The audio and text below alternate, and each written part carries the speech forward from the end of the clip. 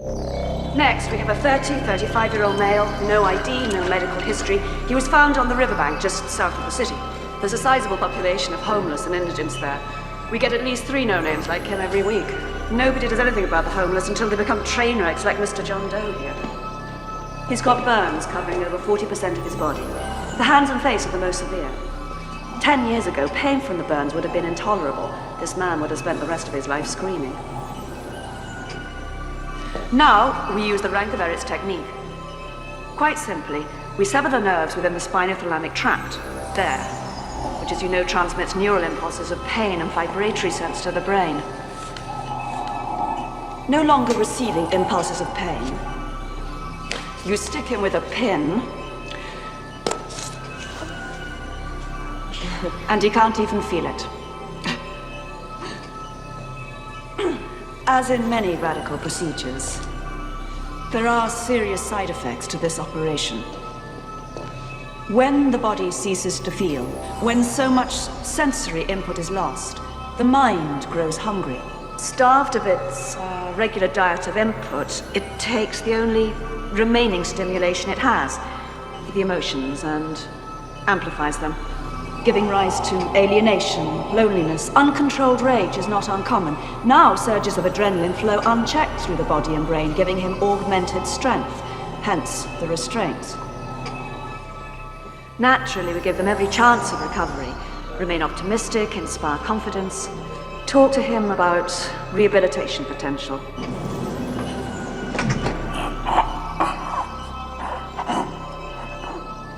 Personally, I give him a 9 on the buzzard scale. A modern-day remake of Matthew Vaughn's Layer Kick. A Coen brothers end up with Timothy Chalamet. A Citizen Kane prequel, a Midnight Cowboy sequel. Alvin and the Chipmunks deserve another squeak. There's so many new ways to revisit sideways, but a graphic novel is how we choose to update. But we still hold fast, you can't change the past on the Ruined Childhoods podcast. On our last D movie, we babbled on about the 2001 cerebral time travel film Donnie Darko, directed by Richard Kelly and starring Jake Gyllenhaal and Jenna Malone. The film is remembered for its dark yet witty tone, perplexing plot, and truly awesome 80s soundtrack, showcasing artists like Duran Duran, Tears for Fears, and Echo and the Bunnymen. Hailing from Liverpool, England, and formed in the late 1970s, Echo and the Bunnymen had moderate success in the UK and finally burst into the mainstream in 1983 with their album Porcupine and their 1984 album Ocean Rain, which featured the hit song The Killing Moon, as heard on the aforementioned Donnie Darko soundtrack. But this wasn't their only song to be used in a feature film. Bring On the Dancing Horses was featured in Pretty in Pink, Never Stop can be heard in 2006's History Boys, and a cover of The Doors' People Are Strange plays as the Emerson family rolls into Santa Carla in The Lost Boys. Released in the stellar movie year of 1987 and previously featured on this very podcast, The Lost Boys tells the story of a group of very cool vampires who welcome a new recruit to their coven, but don't expect his family and other locals to resist with force. The Lost Boys, directed by Joel Schumacher, is a stone-cold classic and is fondly remembered for its blend of comedy, horror, and chorees. Its influence is extraordinary, yet somehow only has one award under its belt, a Saturn Award for Best Horror Film.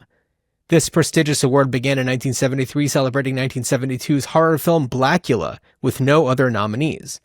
The following year, however, appropriately had 13 nominees and awarded The Exorcist with the honor. But when The Lost Boys won in 1987, there were only 4 other nominees: Hellraiser, Near Dark, A Nightmare on Elm Street 3 Dream Warriors, and Evil Dead 2.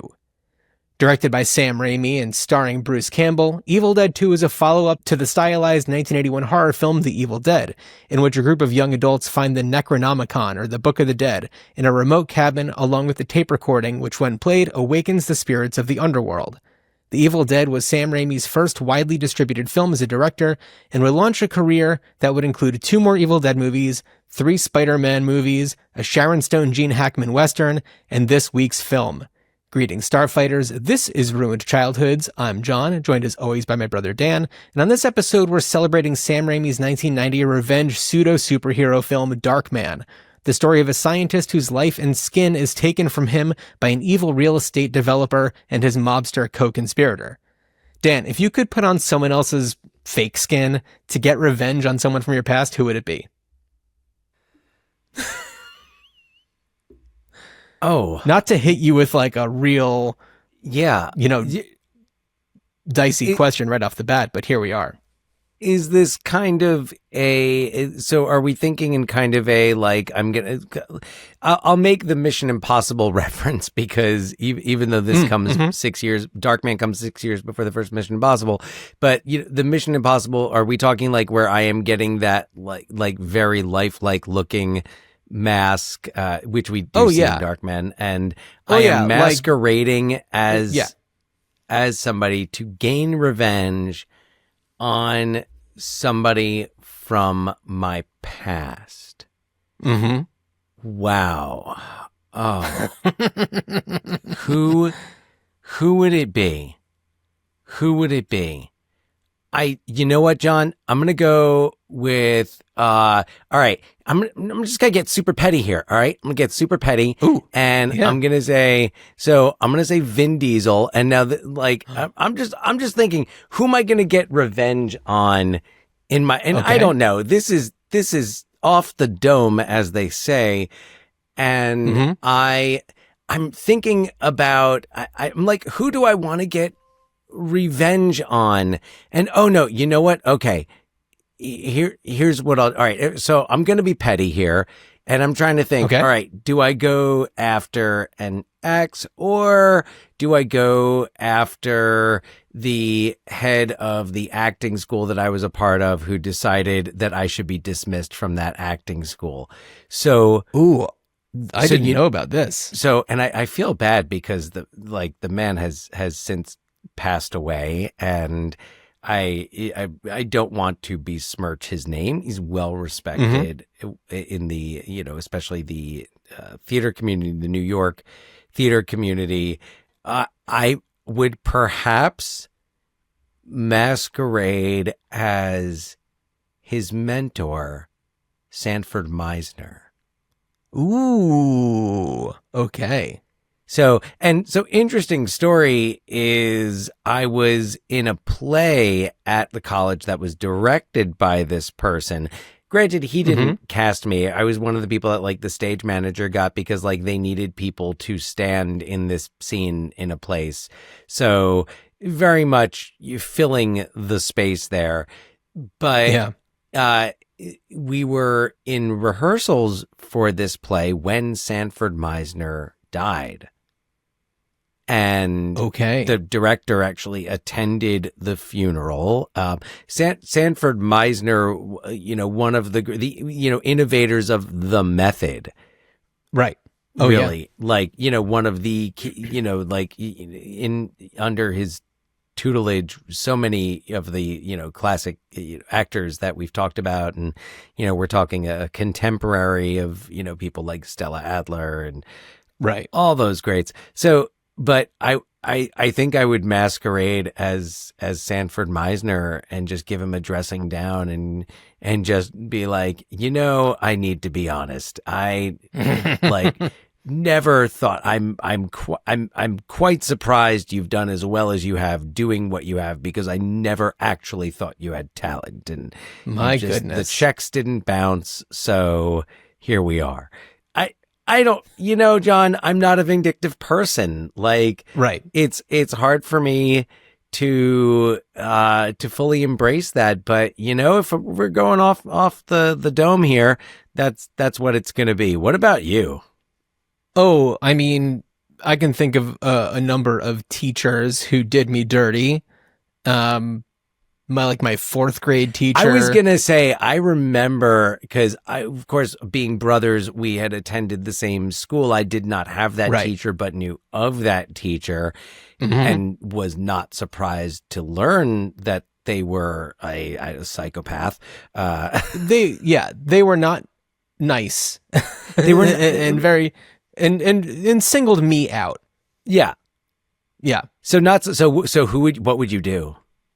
Well, the thing is, I wouldn't I wouldn't have been able to do it at that time, because even if I was able to, like, I don't know, put on the school principal's synthetic skin, I was, 9 years old and had the body of a 9-year-old. So it would have to be like, tall. Yeah. Yeah, it would have to be kind of like going back as an adult and doing one thing or another. Got it. So, yeah. Yeah, but I mean, look, I don't know what she's up to. I don't know what the situation is with her anymore, but I don't know. Who cares? No taking that woman not taking up any rent in anyone's heads anymore. Yeah. So. But, certainly former employers, I would love to, like, I'm not a vindictive person either, but if I had the technology to masquerade as somebody else effectively, you knows? Might be more vindictive. I know. It might unlock something in me. Oh, well, I mean, you'd be like, much like a Peyton Westlake. Yeah, but I'm not going to Darkman. go around cutting people's fingers off with a cigar cutter. So No, but at least there's that. Wow. Yes. Okay. So Darkman. I'm so Darkman. excited we're talking about Darkman. I feel like you were an early Darkman adopter, and the world followed suit. Maybe took them a little bit while longer, but you were definitely a Darkman guy. Darkman was definitely one of those movies where I was ahead of the curve on it, and saw it opening weekend. But the ad campaign, and it's like, yes, if you go, Who is Darkman? If you go and you read, I had that from the Premiere magazine up on my wall. I remember it so clearly. And it's one of the things that you read about with this movie is that, I mean, Universal was releasing it there at the end of August in 1990. So summer, yes, but the tail end of summer there, when you're not exactly releasing your tent poles. Yeah. But they had this ad campaign that cost them nothing, because it was some stylized text. The A in man was a silhouette of the Darkman character. So I loved you're building this mythology around this character and this mystique around this character before you know anything else. And it's not like this was, Sam Raimi. This was Sam Raimi's first studio film. And he was like, of course he was known, like the Evil Dead movies had a following and were known, but this was someone who was not you look at Darkman, it follows Batman by a year. Of course, Batman in 1989. Everyone wants their own Batman after that. As the story goes, Raimi had been pursuing, he had actually been pursuing Batman and was also pursuing The Shadow. Which, Universal had the rights to that and was eventually was made in 1994. I remember liking it when I saw it when it first came out in the theater, but I don't think I've seen it since then. And I feel like everything I hear is just like, oh, it's not good. And then it's just like, oh, I get it. I was just 11. Right. No, if I remember correctly, I saw The Shadow in the theater, and my memories of it, even though I don't think I've seen it once since, are that it like mid. That is one of those movies that really just, it's not bad, but it's also, it works as a radio serial, well, and who knows, it could have worked episodic thing, but look, Sam Raimi's Shadow might have worked wonderfully on screen, but I guess thankfully we didn't find out, because he decided he wanted to do something like that so much, so he created Darkman, this character, and of course, which is cool because it's an original character. It didn't come from something else. No, it was all original. I mean, definitely inspired. Inspired actually more by the old monster movies, the Universal fittingly, those old monster movies, and kind of like Phantom of the Opera, and totally Phantom of the Opera. A little bit of that Elephant Man vibe in there. but totally original. And it takes, we got to do the synopsis and all that. But so this is just one of those movies that caught me from the first time I saw it at age almost 13 at the Cranford Twin. Yeah. Perfect movie for a 12, 13-year-old. Oh, I mean, for me, yeah. I mean, absolutely. Yeah. That was the summer I started going to rated R movies. Nice. And like whichever grown up would drop me off at the movie theater would just kind of like wave to the box office. You know, I don't know if we'll ever do this movie. We might, but maybe not for a while. But I remember one experience that I had, and it wasn't an R movie. It was a PG-13 movie, but I was 12. No. Yeah, no. I was 12 and went to go see Stargate at our hometown theater with our brother Scott, who at the time was very big into like ancient Egypt stuff. So we were totally psyched about it, and also ancient aliens. Egypt, so there's that. X-Files, all that. That movie, man, that movie was Perfect made for him. And I was going with him, but what year did that come out? 94. Okay, yeah. I want to say that's a 11. December 94 release. Right. So it was one where, and I think that our brother maybe he had just turned 13. Yeah. Yeah, I guess would have just become 13 right before then. And we went to it, just the two of us. And because neither of us, we said that he was 12 so that we could get the children's pricing for it. But they wouldn't let us in because we weren't 13. And our mom had to come and like let us in, essentially, like buy us the tickets and get us in.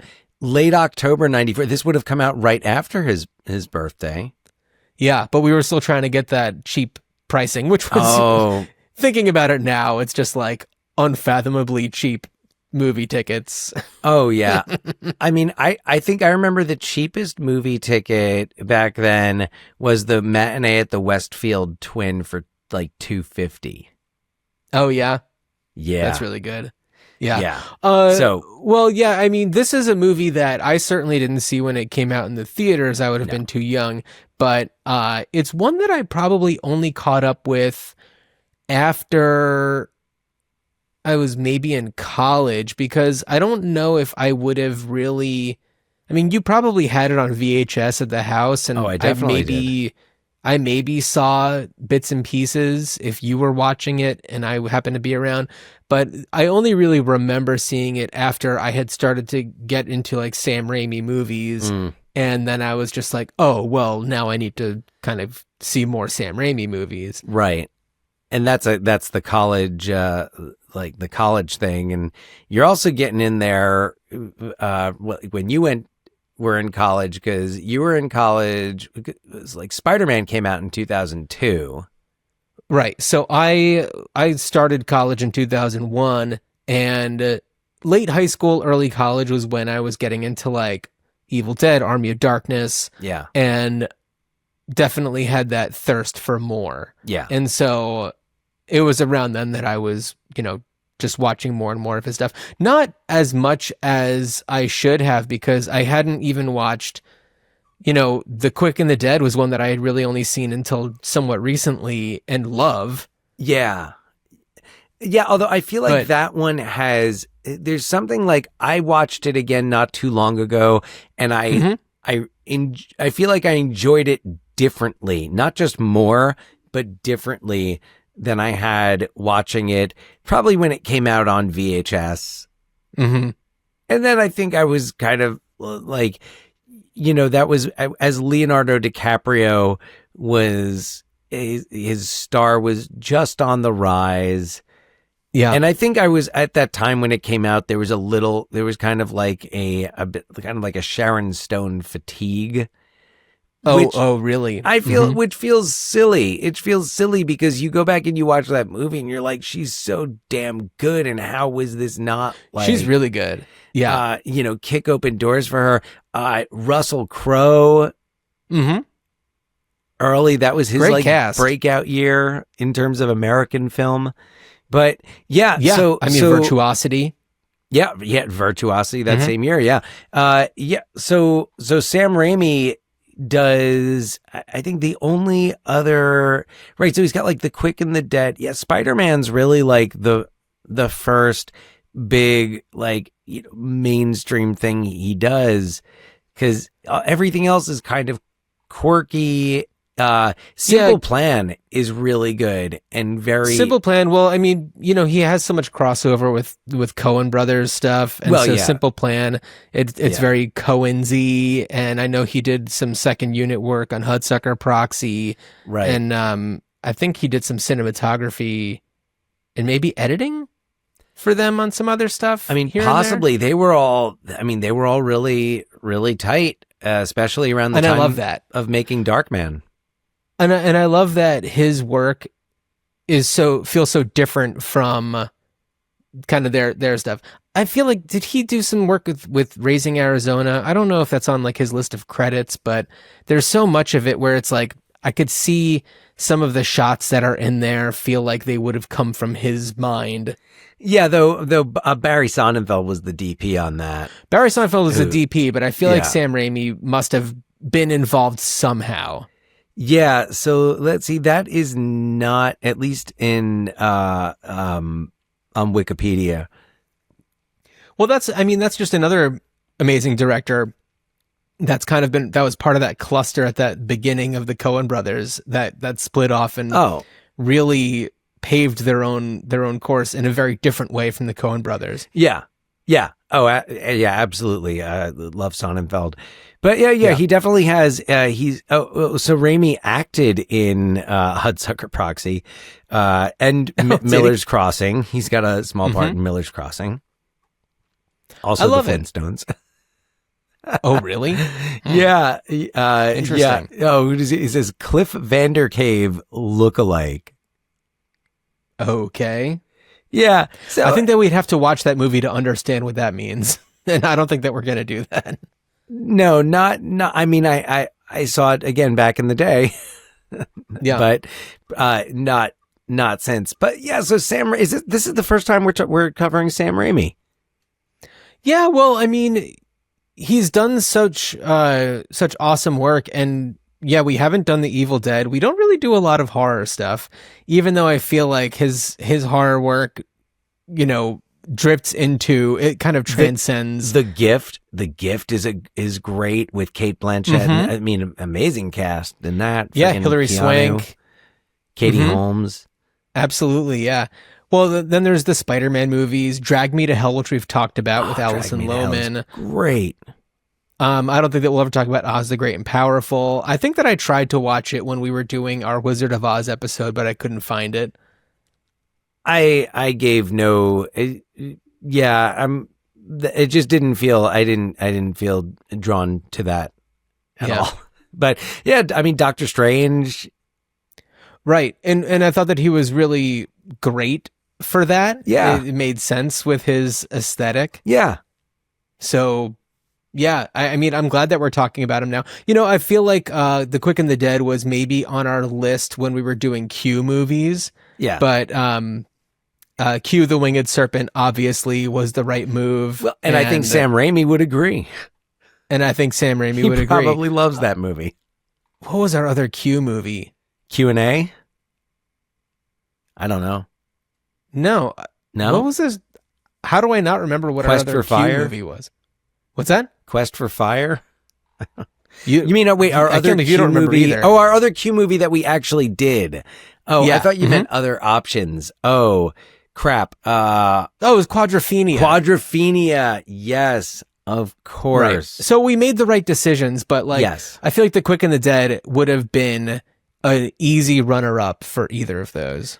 Of course. Yeah. Oh, what a fine film to talk about. Of course, with Gene Hackman's somewhat recent passing, again, a great movie to look at in his filmography.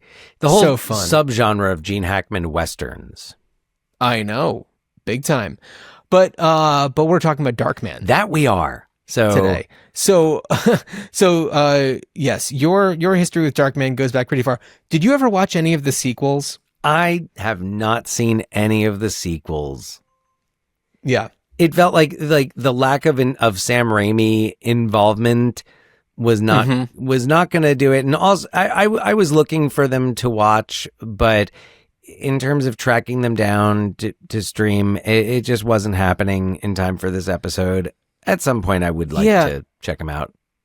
My library had like the DVD collection of just like the Darkman trilogy, but they were taken out, which is great. I'm glad that people are watching them, but it wasn't something that I was like desperate to track down.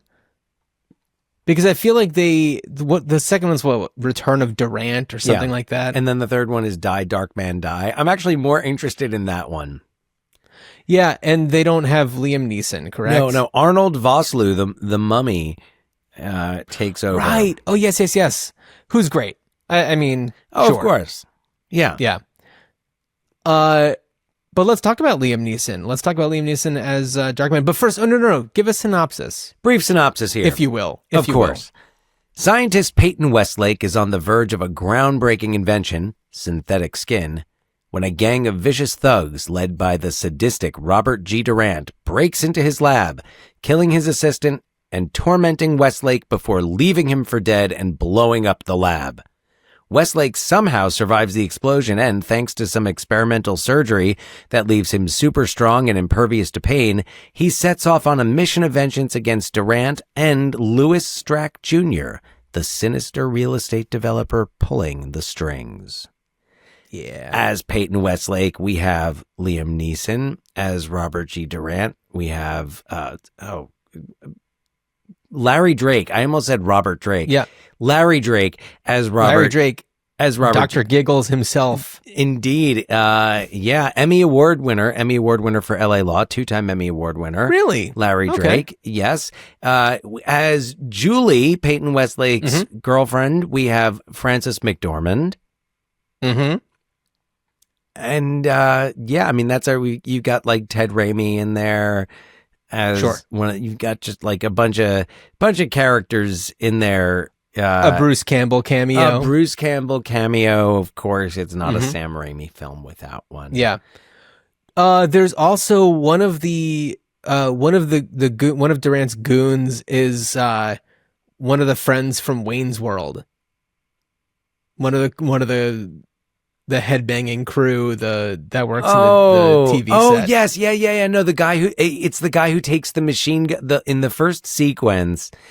Wonderful sequence that introduces Durant and his gang. Oh, yeah. You meet Durant before you meet Westlake in this movie, but it's the guy who pulls it's so awesome. One of Durant's goons. I mean, shoot, there's so many things I don't want to talk about in case people haven't seen it, but also it's been 35 years. Yeah. So one of Durant's goons has a prosthetic leg / machine gun that, because the movie opens with Durant's gang going to meet with this other gang, and Durant is trying to buy property from this other guy and kind of take over his turf, and the other guy is like ready to shut it down. And of course, when Durant's gang shows up, they frisk them all, and they can't be found to have any weapons on them. Right. Who would suspect that the guy with the limp, who they, bum leg, and he knocks on it and says no leg. Right. And then, the guy with the long hair, who now that's why he looks familiar, part of Wayne's crew. The camera guy. Yeah, he pulls, he does the whole counting with the fingers. Yes, that's the guy. Totally, that's the guy who, pulls the machine gun. One of the there's so many great touches. I love the introductions in this film. Just what you learn about Durant and his gang, Durant and his propensity for cutting off the fingers of his victims with a cigar cutter. So cool. So cool. I remember just watching that as a kid and thinking like, wow, that's so inventive. And I mean, I don't know what the hell a cigar cutter was when I was in 12 going on 13. Right. But it was still like or actually they demonstrate because he lights the cigar. So context matters.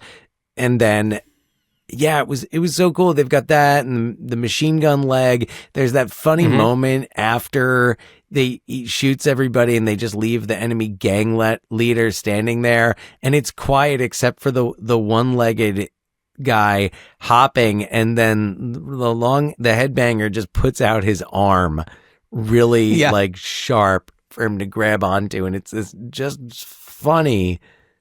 There's such humor that runs throughout this. It's a really fun movie. Much fun. It's got great fun villains, and Liam Neeson is pretty perfect as Peyton.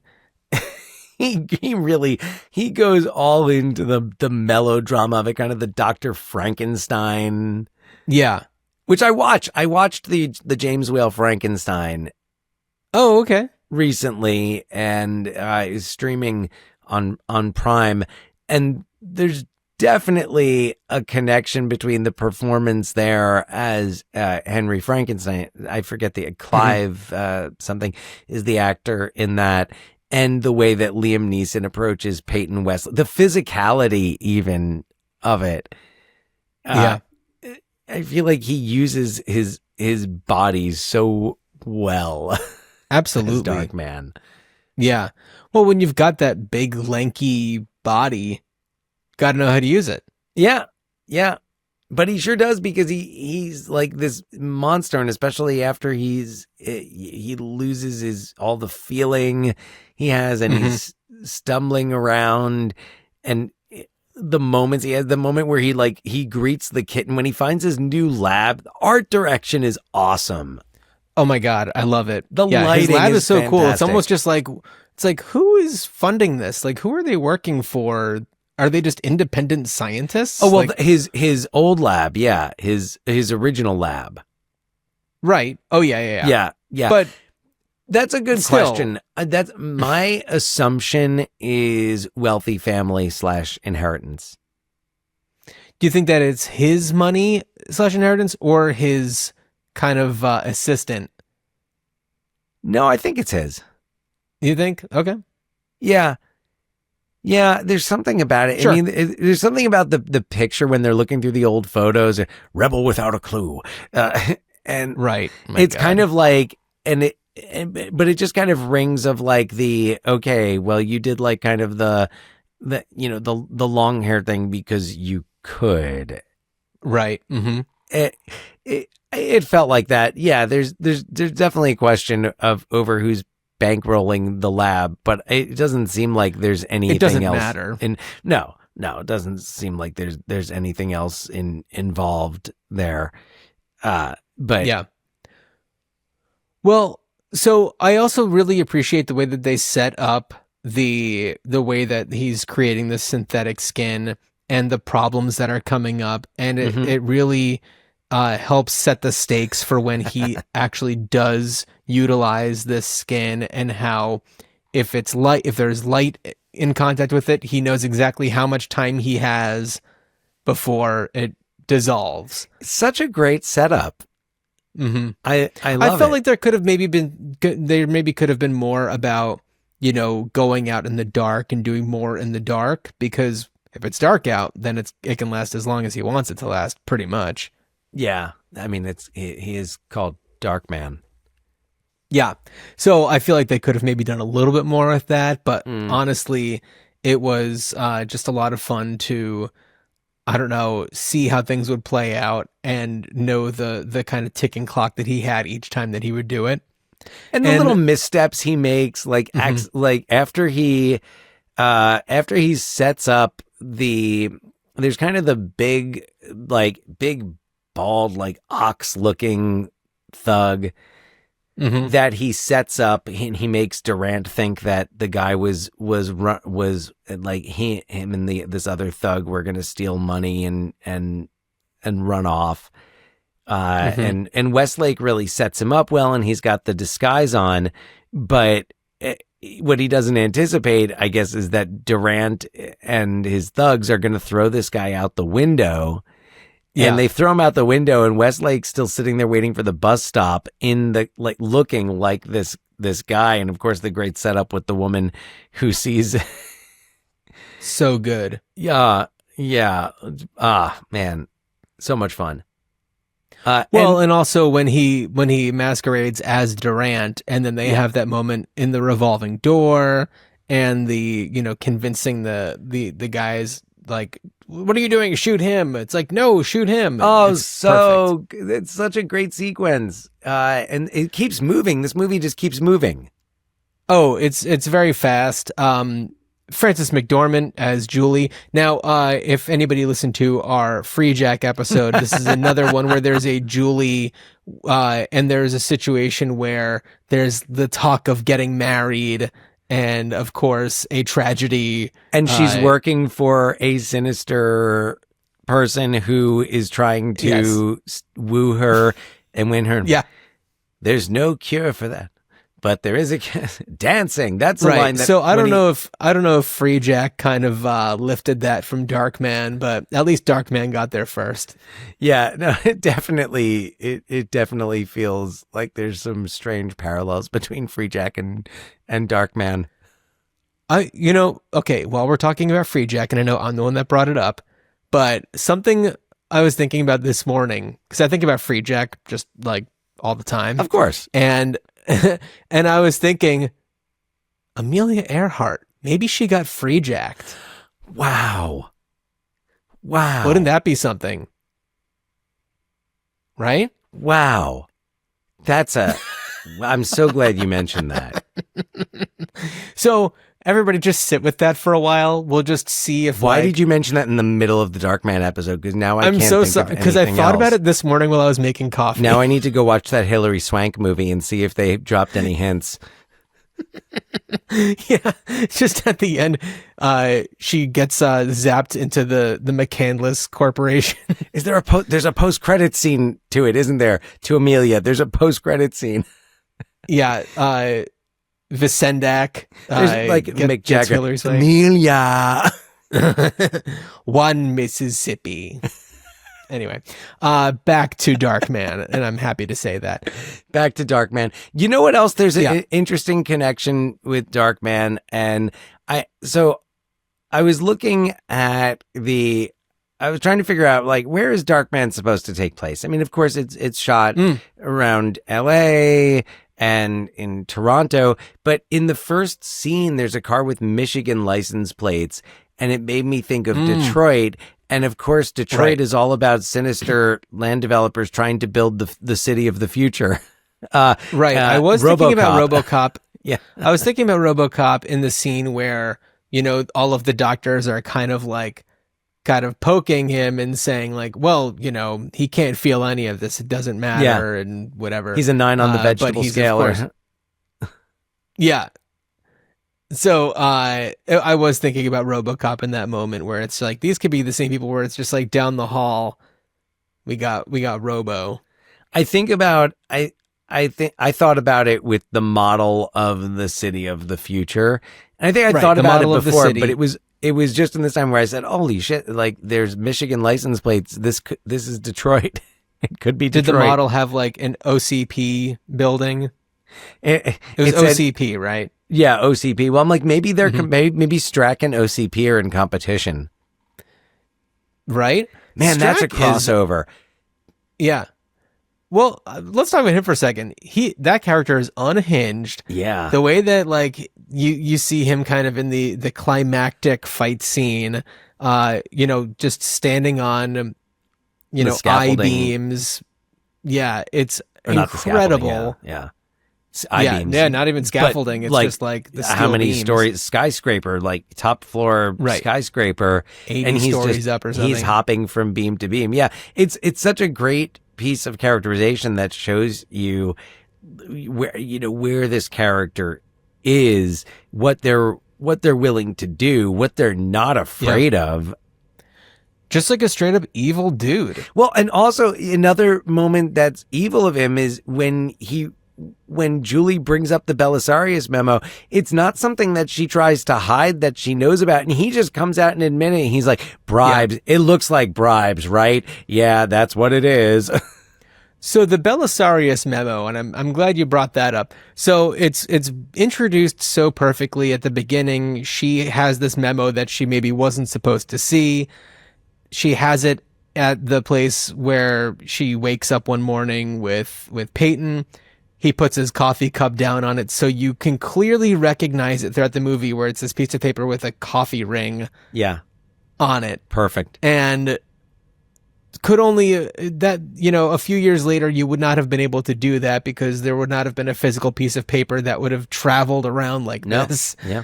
And it's awesome because when you see it, it's amazing. And then when she sees it later on and recognizes it, it's just like, oh, damn, she spotted it and knows exactly what that's all about. Right, because... And that's the reason. And so your synopsis would have gone on for paragraphs had you gone into full detail about the memo and Julie and everything. But essentially, the reason why Peyton's lab and apartment was destroyed is because they were trying to track down this memo. And in order to erase any evidence of it, they had to, of course, kill him. So right, and they take they take the memo, but then Julie is led to believe that it was just a freak accident, and of course that everything was lost in the fire.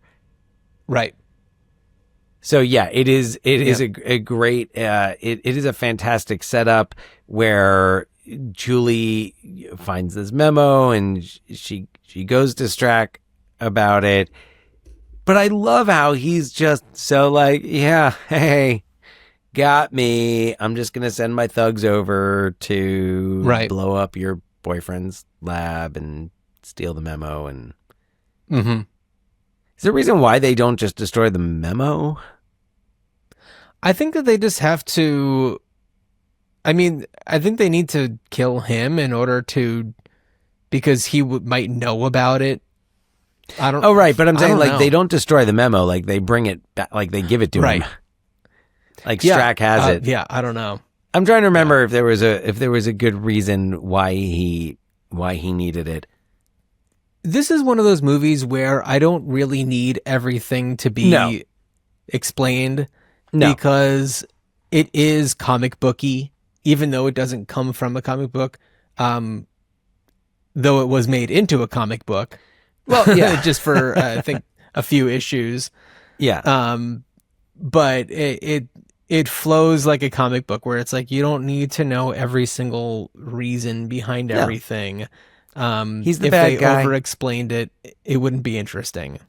He's the bad guy. He's the megalomaniac who wants to build the city of the future and control it and rule over everything because that's apparent. That's kind of a key character trait of real estate developers in big cities.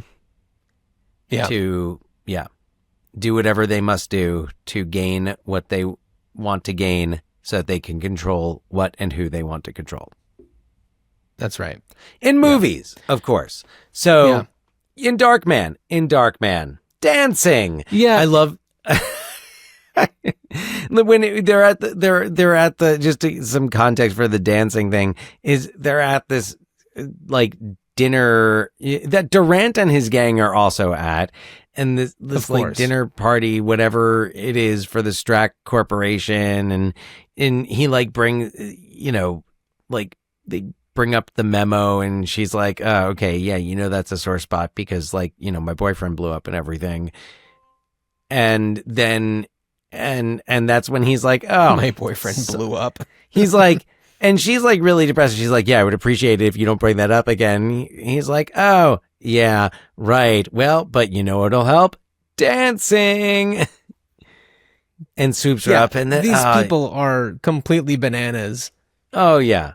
Yeah. But I love it. He's a great, he's a great villain. It's got a great villain structure with him and with Durant. As Durant kind of being the device that keeps Westlake moving. But of course, at the end, it's, Strack is almost his undoing. Right. Now, the scenes where Peyton does, recreate his own skin and finds Julie and tries to reconnect with her, Those are such heartbreaking scenes, especially at like the carnival and everything, where it's just like, this poor guy. Oh, he and the can't carnival control his emotions. Yeah. And he Oh, can't, yeah, just be. Oh, he loses it at the carnival. Liam big Neeson's time. so great in that scene. He's very When good. He's very good. This is the right kind of role for him. Yeah, no, and it's of course pre like Taken and everything, where his intensity is really showcased. But like, I think this was the first thing I saw him in. I don't know that I had seen him in anything before this. Yeah. I know that in school I watched Ethan Frome, and that probably would have been the first time that I saw him. Okay, yeah. Which that came out after this, but you didn't see this until much later. Just in terms of like what I saw. Mm-hmm. I mean, you might have seen, you probably saw like a lot of Liam Neeson before you saw this, if you did not discover it until a little later. Schindler's List. Mm-hmm. Schindler's List. Mm-hmm. Nell. Of course. I don't think that I saw Nell at that point. No. Yeah. I don't think I ever actually saw that Nell. movie was one where I remember it coming out, but I feel like it was, I don't know, it became like a bit of a punchline. Yeah. Yeah. It was. I just think of the Tay in the Wind. And like I said, I don't think I ever actually saw the movie, but I just think of that. Tay in the Wind. Yeah. But yeah, I did not. That was also like, it was like her follow up to, I guess she did Little Man Tate between Sounds of the Lambs and that, but it was his follow up to Schindler's List. Mm-hmm. And he had Michael Collins after. He was good in Michael Collins. Good movie. So, but yeah. I remember if I saw Michael Collins. It's fine. It's good. It's good. Historical epic. Neil Jordan, Julia Roberts doing an Irish accent. Not the highlight of the movie. And it's Liam Neeson being able to actually use his Irish accent without it sounding out of place. Yeah. So this was my introduction to Liam Neeson. I ended up seeing other things like Excalibur later on, other things he was in. But my introduction to Liam Neeson, and I think having somebody who I didn't know, having actors who I didn't recognize, like I'd seen Raising Arizona, but I wasn't at the. I'm not like, oh yes, it's Frances McDormand of Blood Simple. Mm-hmm. So it was people who were unknown. I didn't watch L.A. Law. I didn't know who Larry Drake was. So they were unknown. So I could just really lose myself in the story. I didn't have expectations. I just came in off this ad campaign that made it look really cool and interesting. Yeah. I remember summer of 1990, I feel like a lot of the movies I saw that summer were the ones I saw in theaters at that time were like a little disappointing. Like I feel like Dick Tracy, that was like the big movie that summer, was a little disappointing. Like Die Hard 2. I remember seeing Die Hard 2, and that was like, that was great. And that was fun. But otherwise, I think of the other summer movies, summer 1990, and it was either stuff that I didn't see. Like I didn't go see Ghost. I didn't go see Days of Thunder. I liked it, but now I might be misremembering this, but so correct me if I'm wrong. And maybe you also don't remember. I don't know. But growing up in our basement, there was a pool table. And I remember on the wall where we had the pool cues, above each one, there was a cutout from the newspaper of different like movie posters from like the Showtimes. And I remember Die Hard 2 being one of them. And I feel like Darkman may have been another one. Oh, that's weird. And it would have been you that put him up, because it definitely wasn't me or our brother. So I definitely Die Hard 2, and I feel like Darkman was also there. I have no recollection. This was a long time ago. Yeah. Yeah. No, but I was a big fan of the Darkman movie, and like made a huge impression. Watched it a ton on VHS. I actually don't know that I don't think I ever ended up getting the DVD. Well, that's a good lead in to talk about kind of its continuing legacy. Yeah. And of course there have been a few, DVD and Blu-ray releases. Like I said, there were some comic books at the time, just a 3-issue run from Marvel. In 2006, there was a crossover comic book series that was 4 issues, and it was Darkman versus the Army of Darkness. So it paired up Darkman with Ash from the Evil Dead movies. Makes sense. There was, of course, a novelization, and there was a novelization of the movie in 1990, and then in 94 they did a 4-novel miniseries. So that's something. There was a video game in 1991 for Nintendo, just an 8-bit video game. And then there was a 1992 TV pilot. Right. Yeah, also with Larry Drake. Christopher Bowen played Peyton Westlake / Darkman. Kathleen York as policewoman Jenny. Interesting. And then, of course, we talked about the sequels, The Return of Durant and Die Darkman Die. And you kind of mentioned the situation there. So, and this is according to Wikipedia. It says in an April 2022 interview, Neeson was asked if he would be interested in a hypothetical Darkman sequel. He indicated that he would at least be willing to read the script. That May, Raimi shared that Universal was considering a Darkman sequel, and that a producer was attached to the project, but confessed his work on Doctor Strange and the Multiverse of Madness was keeping him too busy to learn anymore. No official announcement has been made by the studio at any time, so this leads me, Dan, to ask you, the conversation is out there. People are wondering if there's going to be something new with Darkman. What would you do? Well, I don't think I would do a sequel. I thought about it, and I don't think I would do a sequel right away. I think too much time has passed, and I don't want to skip over the 35 plus years of. I don't want to skip to septuagenarian Darkman. Totally. Yeah. Yeah. Dan, I will say this. Yeah, I will say this. Peyton theoretically is still all burnt up. So Liam Neeson could be him 6 months later and still sound exactly the same.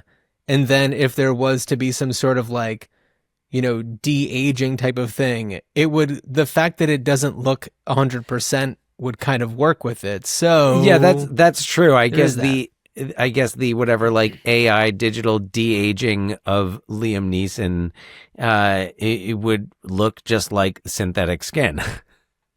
Could. Mm-hmm. So yeah, but I don't know. I guess I'm not as interested in a direct sequel. I would be interested in seeing Raimi remake it and then potentially spin that into a franchise or perhaps a series.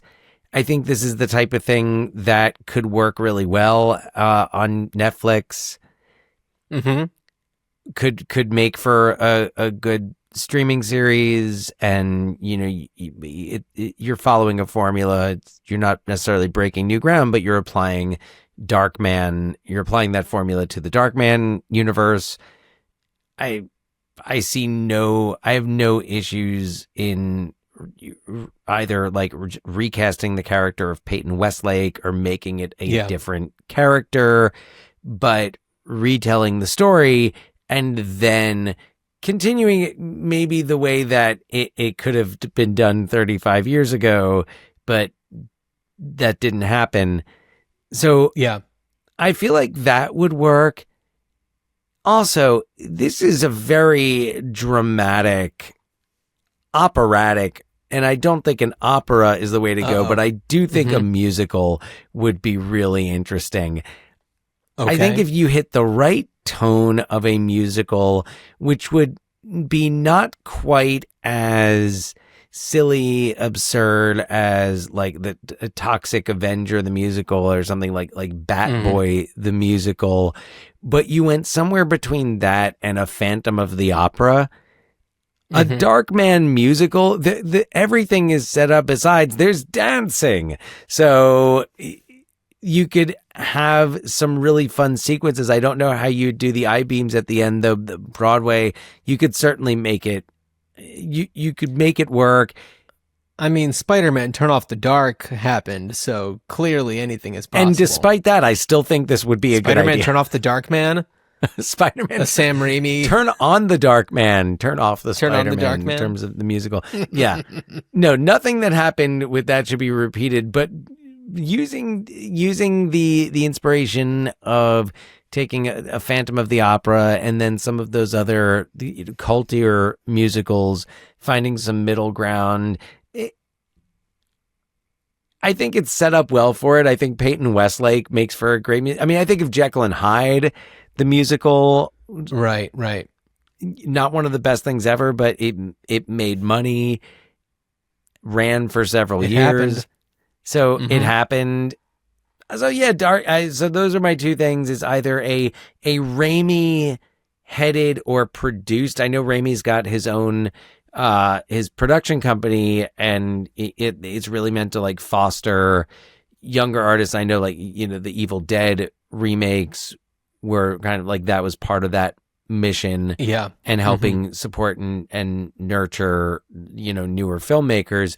So why not? I want him involved. But like, I don't need anybody else from the original. I mean, Larry Drake passed away several years ago. Right. Yeah. But there's no need. We don't. I don't think that Francis McDormand makes any sense in that world anymore. No. A Start cameo. anew. Yeah. But the one thing I worry about is that it would be too like glossy. Like, part of the fun of this is it has that like kind of low budget feeling about it. But Right. That's I think that's what I'd like to see, John. What about you? Yeah, I think that a remake where Sam Raimi is at the very least heavily involved would be pretty great. I mean, thinking about his work with Doctor Strange, I wouldn't mind seeing like a Benedict Cumberbatch Darkman. I think that he would be kind of awesome. Yeah. Although I don't know if that's too similar to Doctor Strange as being a doctor who gets, you know, mangled and has to have this like second life as a superhero. But anyway, I feel like the characters are different enough. I could. There's also many other actors who could play the role, but no. Oh, there's Benedict many Cumberbatch other would be actors. I was just thinking of people who would be good. Cumberbatch would be an awesome Darkman. Yeah. I do think that just a remake would be sufficient, and it's definitely been enough time, and it wouldn't take anything away from the original. And I feel like kind of the way that movies are going right now, this is the kind of movie that people would be really into. And if you still, you know, keep a lot of the same elements where it's just like, yeah, growing synthetic skin, it's still something that people are trying to figure out and really crack. And so that element works really well. Same ad campaign. I don't necessarily think that the same type of like, you know, romantic story structure makes sense, or that the villain of Durant or the real estate guy, like, they necessarily need to be part of it. But there are so many different things that you can do. You're good. Yeah. But no, the ad campaign is a must for me. Yeah. Like, I want to see the same. This Darkman. Like, you don't need to spend money on anything. Just use the same ones. Totally. Yeah, just use the same ones. I like it. Yeah. Well, if do you it. all out there have ideas on how you would want to bring back Darkman, email us ruinedchildhoodspod@gmail.com. Check out ruinedchildhoodspod.com for a lot of fun stuff. Rate and review us on your favorite podcast app. Follow us on the everything. Comment on YouTube. You can watch us on YouTube. We can watch us on Spotify. Always a lot of fun to record these episodes, and we hope that you have fun listening to them. And on that, we are in the home stretch for our current season, where we are going up and down the alphabet alphabetically. Dan, you look like you're about to say something important. Well, yeah, because I want to add in also, if you're checking out the episodes but you haven't seen the movies, also hope you're checking out the movies. Yeah. Mm-hmm. I don't think there's any that we've said no, absolutely don't check this out, but especially with Darkman. Especially with Darkman, and I also will say our next movie is no exception. No exception to the rule at all, because our next movie is 1995's Copycat, directed by John Emile, starring Sigourney Weaver, Holly Hunter, Dermot Mulroney, Harry Connick Jr., Will Patton, and and others, and others. But it's a super 90s thriller here. Copycat. It's so much fun. I love watching this movie over and over again. It's kind of like, wow, I can't believe that Holly Hunter did this movie, but I'm so glad she did. It is. There's so many things that I'm looking forward to saying about this movie, about we will say them more right now. Cast, and I am so excited to talk about it on our next episode. Yeah. Well, Dan, as you are plummeting, I don't know, 80 stories off of a steel I-beam because you've slipped, I wish you a good journey. Good journey.